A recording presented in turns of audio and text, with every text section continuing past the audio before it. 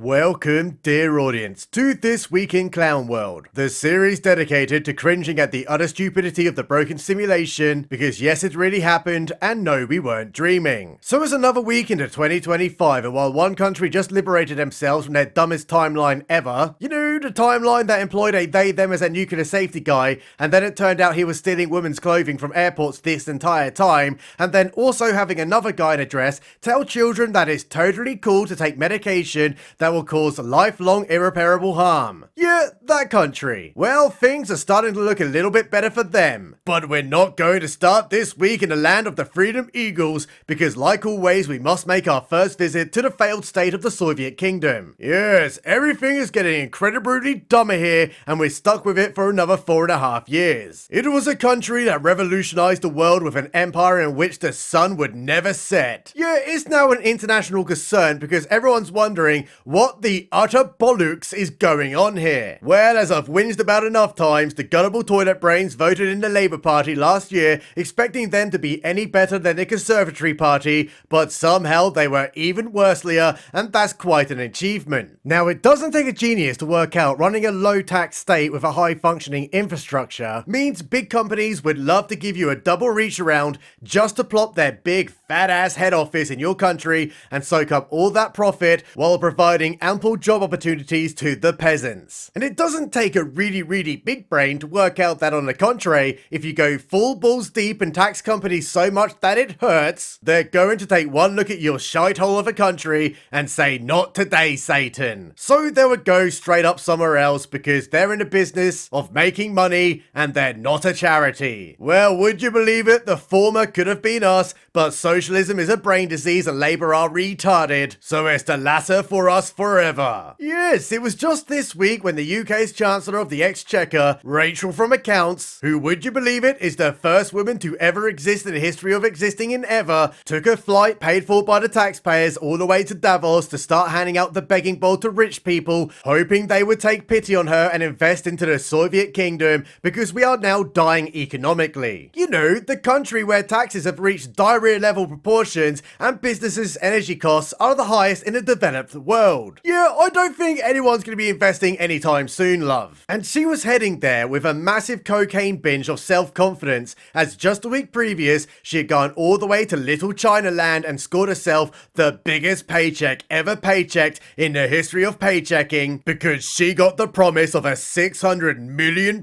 deal for the Soviet Kingdom, specially granted from Winnie the Pooh himself. And with all that money and goodwill from the Chineses, it would rain gold across the green fertile lands. "Hurrah!" she cried. "I have done it. I have been very smartly, and I will grow this economy so big I'll squirt." Well, that was until it was revealed that £600 million was actually going to be spread out over the course of a 5-year period. Wait, what? £600 million would only fund about 1 day of the National Health Service in that entire 5 years. How could you be this retarded that you would consider that as a win? So with the Labour Party giving each other circle jerks over what a great job they've done, little did they realise one of the major retail banks had other ideas that a lot of people are thinking about right now, including myself. Getting the fuck out of this place. Yes, you know you're going the economic route of Somalia when an international bank doesn't even want to play with you anymore. And I don't blame them. Why would you want to do business in a country that fundamentally hates you because you're successful and they think you are, excuse the pun, a piggy bank to steal from? And while the banks are thinking of getting out of here, at the same time supermarkets are warning their prices are about to rise, fueling that inflation, while also shredding jobs to equalise the books, because little Rachel increased national insurance tax and also minimum wage in a stagnant economy. And even the real economists who did not fake their CV are warning that we are now pretty much in a recession. Yes, unemployment is rising, job openings are shrinking, and Ginger Nuts is about to pass a workers' right bill where new employees can turn up on a job at day one, then go sick for the next 6 months and get a full sick pay from the company, and they can do fuck all about it. What a genius! You gotta be a really bigly kind of dum-dum brain to invest in a socialist shithole like the UK when the government literally are trying to rinse you. Oh wait, sorry, it looks like one company certainly does want to be involved here. BlackRock. Because they'll be buying up all the farmland that the farmers had to sell to pay the new inheritance taxes that Labour forced on them because they legit think food comes from the supermarket and Larry Fink is the only security we need. So we'll straight up fucking starve to death because that's socialism for you. But it's okay because Big Daddy Keir Starmer once again, when the UK needed leadership and reassuring hands on a collapsing economy, decided he'll jet off to another country with his checkbook open, but this time to the Ukraine, telling little Zelensky man, hey, here's a £3 billion a year present from the UK taxpayers, who never authorised me to give you this money, but I'm quite literally just thieving it now, so fuck it. Have it all. And to make that even worse, when the Soviet kingdom is drowning in debt and in dire need of investment, or pretty much they need a fucking handout by now, little Sadiq Khan, the utter failure of a mayor who somehow keeps getting voted for even though pretty sure his entire voter base is either in prison or has been stabbing McStabdab to death by now, decided it was the perfect time to call the Orange Man a fascist. Yeah, I don't think pissing off the president of the richest nation on earth who can crush our economy if the stroke of a tariff is a good thing. In fact, we should be kissing that giant orange ass right now. Also, Trump still hasn't called Keir Starmer once since becoming president. Pretty sure that's a bad sign when the US are our largest trading partner. Anyway, anything else going on in a failed state this week? Yeah, the final nail in the coffin of failure. And this part is not intended to have humor in it because, man, it is heavy. So as many people are aware, last year at a Taylor Swift dance class in Southport, an innocent Welsh Christian boy who didn't do nothing turned up armed with a diversity stick and proceeded to do horrific things that resulted in multiple children being ended and a whole lot more wounded. And as usual, once the name of the attacker was released and everyone was about to ask, at what point does diversity become our strength, the media pushed the innocent child photos and a narrative of how could such a little angel do such a thing. Well, once again, the media shields of government propaganda shut out any trust left in their sorry state of reporting. Because not only did we finally get to see of the scumbag as he is now, which isn't anything like this little lovable Christian boy who didn't do nothing look like, we also got to learn of his history during the trial this week. So what did he get up to before committing another shit stain on British history? Oh yeah, took knives to school on multiple occasions, got expelled for it, really loved a lot of that old violence, and talked a lot about genocide, and pretty much loved that 1940s Germany man. And let me check my notes because there's quite a list here. Also allegedly really wanted to kill the Wahite. Now if you thought this wasn't enough of a red flag, it only gets more retarded. And it honestly does. Because he was actually referred to the counter-extremist unit 3 separate times because of his level of violence and his love for it and his words on genocide. The people around him knew that he was a massive danger and each referral was dismissed because once again, he was a little good boy who didn't do nothing and he didn't sound like an extremist. Yeah, being obsessed with genocide definitely is an extremist thing. Okay, so this is bad, but the worst is still yet to come. Just literally a week before he went on to do this horrific attack on those children, his dad actually stopped him from committing one at his old high school. Like fully pulling him out of the taxi, stopping him on his way to go do it. What the fuck is going on here? Let me get this straight. His dad knew he was trying to commit mass endings and the best he could do was take him out of a taxi. And as far as we know, he didn't even call the police to stop his son from wanting to do mass endings. Now I get that no one is guilty of another's sin, but when your child is about to go and end people and all you do is take him indoors for a cup of tea and a chat, I'm pretty sure you are equally as culpable to this since you are the person who could have stopped it. But nah, he's a good boy who didn't do nothing either, so is under police protection. But when you think of this horrific attack, who is really to blame for it? Would it be the government for dismissing a clearly dangerous individual because they were, let me check my notes, more worried about people reading Lord of the Rings and George Orwell's 1984 than people who are obsessed with genocide? Or was it his father's for not telling the police that his son wants to end loads of people? Well, it was none of those. Why would it be their fault when you can buy a knife from Amazon? Yes, they caused it because they sold the knife to him in the first place, and now the media are trying to call him the Amazon killer. Think about it, audience. Bezos, the slaphead man, personally took the knife order over the phone, then personally boxed it up with instructions on how to use the sharp end, and then personally delivered it giving a prep talk. Fee you, said the government. Glad our utter failures are now off the hook on that one. Because if people realise this is all our fault, they might get a little bit angry. But when you want to be seen to be doing something, instead of actually protecting the people, why not bring in more regulations? Yeah, so from now on, you'll need to show 2 forms of ID instead of just one when purchasing a knife online. So obviously, if you want to do a mass ending and you haven't got a passport and a driving license, you'll be absolutely screwed. Well, unless you just walked down the shop and bought one knife with one form of ID, then that's totally fine. For fuck's sake, how are we being governed by this level of soy? Here's how effective that law is going to be. See new law. Walk into kitchen. Take knife from drawer. You now have one knife and you didn't even need the ID. So obviously we need to ban the kitchens and everyone must cut their steak with a Play-Doh knife. Yeah, more regulations are going to do fuck all to solve this. For example, to get a pointy boomstick in this country, you need to go through a rather rigorous process of police interview and medical sign-off before getting granted a license. And I should know, I've been through it. But somehow, unknown to anyone, people are still getting shooty mukbang-banged by mysterious boomsticks, and the people who did it didn't even have a license. More regulations can't fix a fundamentally shite culture eroded away by weak men intent on importing half of Somalia and then policing them with cuddles and candy floss. Alright, so that's enough of the Soviet Kingdom for this week. Let's do a quick check-in on our favourite Canadian handbag, Justine Trudeau. Yep, she's still crying that nobody likes her. It's so sad. Well, with that out of the way, it's time to head over to the Freedom Eagles because shit is going down this week, and by down I mean up. Seriously, the amount of winning that country is doing right now is depressing for the rest of us. It's like the entire Western world is in one giant cuck shed while America is out there fucking our wives. So what has happened then? Well, just before Visiting Angels came to whisk Sleepy Joe back to the nursing home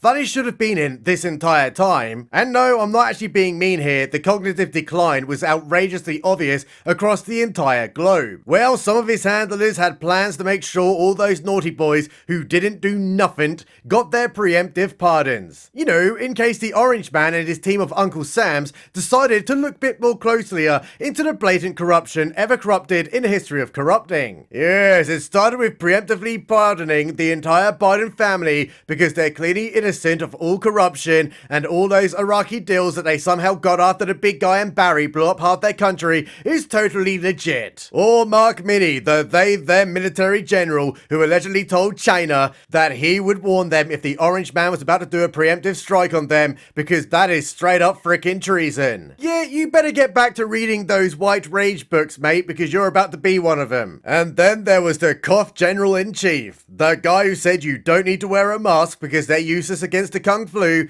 then said you did need to wear a mask, and then said you should actually wear 2 masks even after getting the crap scenes because that would provide even more protection, even though they said just 2 crap scenes and the scandemic is over. Yes, the pardon for Fauci, the man who made millions upon millions of dollars over the pandemic, and we're not allowed to ask questions about it, while at the same time telling Rand Paul that gain-of-function research isn't gain-of-function research when he's confronted with the literal definition of gain-of-function research. He funded the Wuhan lab. But don't worry everyone, they're all innocent, you see. They always have been. Nothing to see here. So why the pardon then, Biden?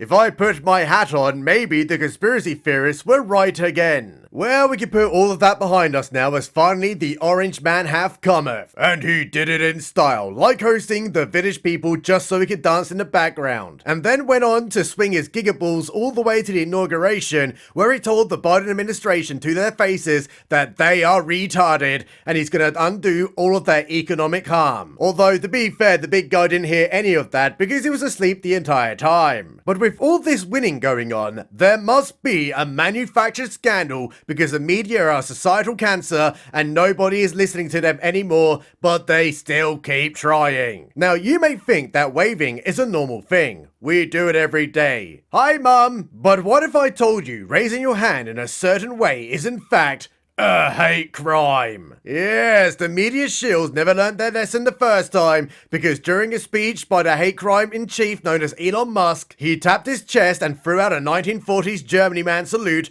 before the entire world. I was shocked, I tell you, shocked. And across the media they printed headline after headline that the musket man is going to march on Poland and then invade Russia during the winter. My god, that's terrible! But there's a little bit of an issue. All those corrupt media reports slamming the African American fail to do the most basics of journalism. Give context. Because all the people with really big brain had to do was watch the actual video where the musket man said "my heart goes out to you all" before touching his chest and throwing it to the crowd. Really? Throwing a 1940s Germany man salute, is he? Get the fuck out of here. This is the dumbest outrage in the history of outraging. Alright, so now the orange man is president. What has been going on? Well, just after becoming the 45-47, the Trump man got to work by signing off a whole lot of executive orders that, to be honest, don't look too out of place on being a 1990s Democrat ticket. Like securing the border and removing illegals, especially the ones who have committed crimes. And then restoring traditional impartiality after persecuting political opponents. And one of my favorites, releasing the JFK, RFK, and MLK files so the public can finally learn whether or not Alex Jones was right this entire time. I bet it was Bush again. But there was one thing that he did sign that blew every female's nuts off. The ending of federal DEI mandates. Because would you believe it, making people feel bad about their race and then telling every other race they're incapable of achieving anything without racialized handouts is a bit of a shit stain on the 21st century. And it even took the President of the United States of America in 2025 to finally call an end to the mass delusion that is rotting our entire Western civilization. Yes, it didn't take a biologist to work this one out. Women have an innie bit and men have the outie bits. And that's it. Alright, executive orders over. So what happened next? Well, the following day happened, of course, where it was another mask-off moment for the cretinous societal cancer, as Trump and his entire team attended a church service to praise God for that immigration chart saving his life. Well, it went the exact same way as Kelly Osbourne on The View, because socialism is brain rot, and it has AIDS. Ahem. Excuse me, Donald Trump. Trans children are a blessing and totally made the decision to undergo mutilating surgeries on their own terms, and it was in no way influenced from external forces such as predatory teachers, parents, or social media subversion. But there's one other thing that you need to understand. If you kick out all the illegal immigrants, then who is gonna clean your toilets and make your prep, Mr. President? My God, Ford fans, this woman is retarded! And then the deportations began an hour later. Suck the fat one, commie. But then it came to the best speech in the history of speeching. Yes, Trump at the World Economic Forum, where the most powerful man in the world told little Klaus Schwab and his merry band of socialists to get the fuck out of here with their utter bullshit about eating bugs and their EV mandates, because drill, baby, drill. It was glorious, magnificent, and even better, he told the CEO of the Bank of America to also suck that big fat one for refusing service to American citizens who didn't ideologically share the same approved bank narrative. But poor old Klausy boy, his dream of stakeholder capitalism, which is basically communism with extra steps, is dying to death big time, and his Canadian handbag just quit her job too, so there's only Keir Starmer left. But we're still not done here, as a surprising event came out of this too. It is no secret that the British and the Argentinians have a little bit of history over the Falkland Islands, because Argentina, who never owned them, claimed that they do own them, so got really big mad about it and started a war that they lost and we won. But to see their president come out and defend the British people from our socialist clown of a prime minister was something I definitely did not have on my bingo card. Thank you, Chainsaw Man. The more embarrassment Keir Starmer faces on the international stage, the more likely he's going to cry. And to finish off this week in Clown World, we have shocking news. Something I did not expect. Well, it looks like Barry, the drone king in chief, who is also possibly a homosexual, is getting divorced from Big Mike after allegedly laying pipe on Jennifer Aniston. It's so sad. And then Kamala got onto that divorce watch too, because she blames her election loss on her husband, as accepting the fact that literally no one likes her is far too big of a pill to swallow. Unless it's Big Willie Brown, of course. Yes, he will be unburdened unburdened by what has been unburdened by in the history of unburdening. Big shout out to all my Patreon boys and guys. Every night I dream of us walking hand in hand on a beach while committing grotesque hate crimes. Love you all very much, Lee. Subscribe button. Always right.